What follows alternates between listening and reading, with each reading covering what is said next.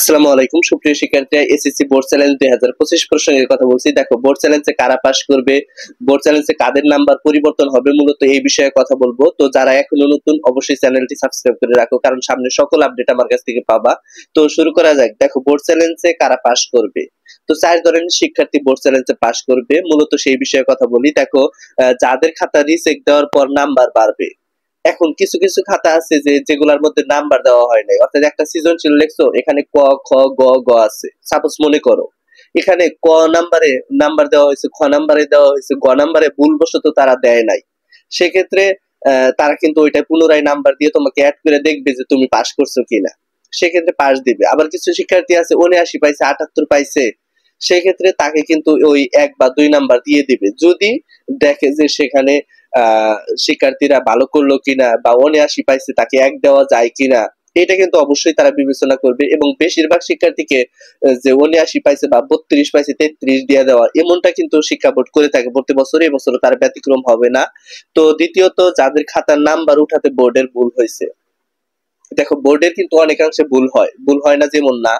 অনেক শিক্ষার্থী দেখা যায় যে 0.5 পাইবে, কিন্তু বোর্ড চ্যালেঞ্জ করার পরে 50 পাইবে। কেন? কারণ ওইটা ছিল বড় ধরনের একটা ভুল, অর্থাৎ শিক্ষা বোর্ডের এটা কিন্তু বড় ধরনের ভুল। এখন তুমি বোর্ড চ্যালেঞ্জ অবশ্যই করবা, কারণ বোর্ড চ্যালেঞ্জ করলে তুমি বুঝতে পারবা যে তোমার রেজাল্ট পরিবর্তন হলো কিনা।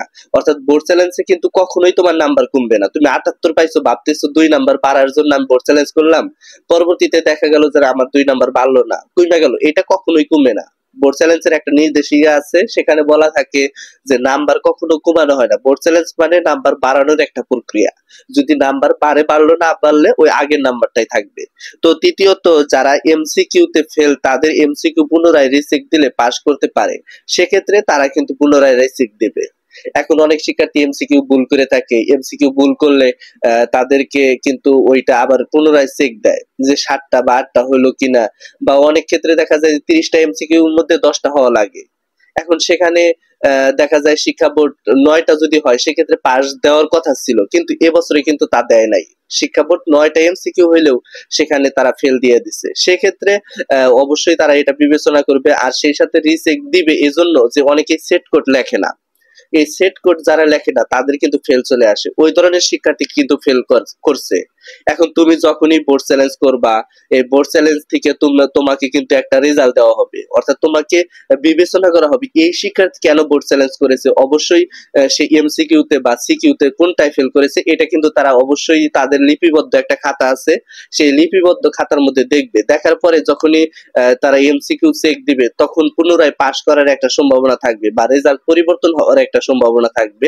তো 4 নম্বরে, যাদের রোল রেজিস্ট্রেশনের কারণে খাতা খুঁজে পায়নি, তাদেরকে কিন্তু পাস দেওয়া হবে। অর্থাৎ কিছু কিছু শিক্ষার্থী আছে পরীক্ষা দিয়েছে, হাজিরা খাতায় কিন্তু তোমার ওই যে ওই উপরে একটা নাম্বার থাকে, ওই নাম্বারটা উঠে দিয়ে আসছো।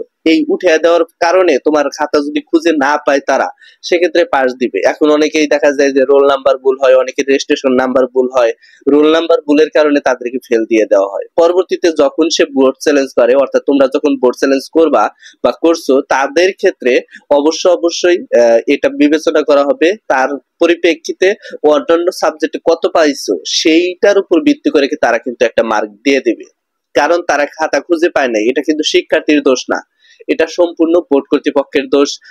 বা শিক্ষা বিদ্যালয়ে যে কর্তৃপক্ষ ছিল, সেখানকার যারা কর্মকর্তা ছিল, স্যাররা, ওই স্যারদের কিন্তু দোষ। সেক্ষেত্রে তোমরা এই দোষটা বহন করবা কেন?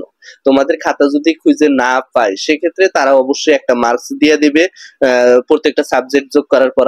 আর দেখো, এখানে কাদের বোর্ড চ্যালেঞ্জের নাম্বার পরিবর্তন হবে, আমি যে বললাম যে এই ধরনের শিক্ষার্থীর বোর্ড চ্যালেঞ্জের নাম্বার পরিবর্তন হবে। তবে কিছু কিছু শিক্ষার্থী আছে তারা পাস করতে পারবে না, তবে বেশিরভাগ শিক্ষার্থী পাস করার সম্ভাবনা থাকবে বোর্ড চ্যালেঞ্জে। অবশ্যই তোমরা বোর্ড চ্যালেঞ্জ করবা, এটা সহজ ও সাবলীল প্রক্রিয়া। এটা 150 টাকার মতো লাগবে প্রতি পত্রের জন্য, অবশ্যই করে নিবা। ধন্যবাদ সবাইকে, আসসালামু আলাইকুম।